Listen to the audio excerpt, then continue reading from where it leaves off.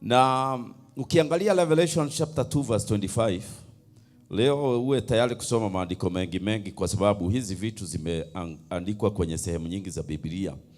Ufunuo sura ya 2 mstari wa 25. Biblia inasema kwa Kiswahili, ila mulicho nacho kishikeni sana hata nitakapokuja. Hiyo ni instruction ya Bwana Yesu mwenyewe. Amesema kile ulicho nacho ushike sana. Wakristo wengi hawajui ni nini tuko nacho, lakini tunaambiwa kama unajua ushike sana. Kiingereza King James kinasema hold fast. Kwa hivyo ni kusema utashika mpaka mikono ionekane umeshika. But then what are we holding fast? That is what we see today.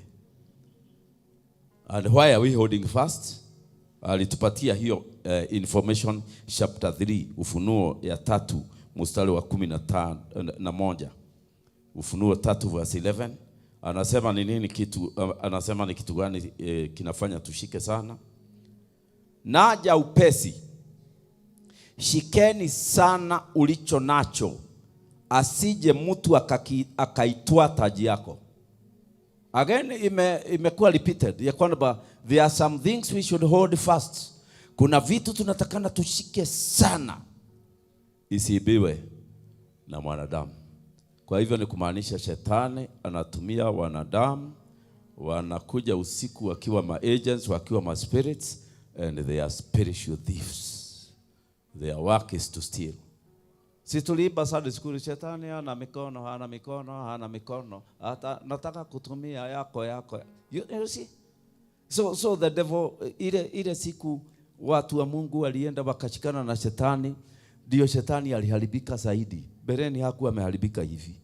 Lakini wakati watu walienda wakasubmit kwake, wakamuworship, akawaonyesha kutoka kwa mwili waende kwa watu, that is when our world crumbled. Kwa sababu Bereni alikuwa anatumia demons peke yake.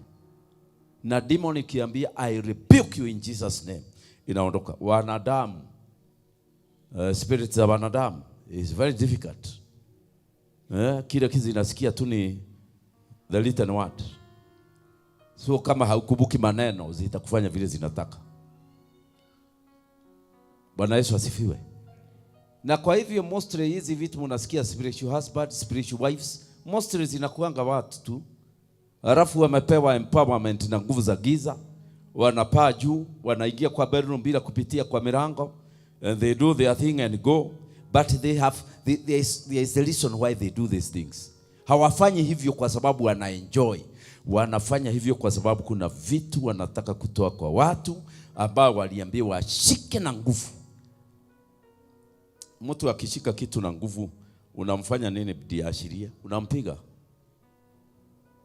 Mtu akishika kitu na nguvu hivi, unampiga, atawashiria. Ama unamletea kitu kingine anapenda zaidi aone, akienda kuchukua hiyo awashiria hii.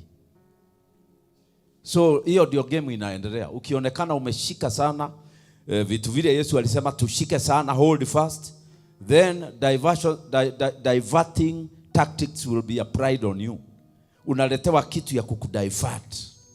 Ndio kile umeshika uache, unyang'anywe hii.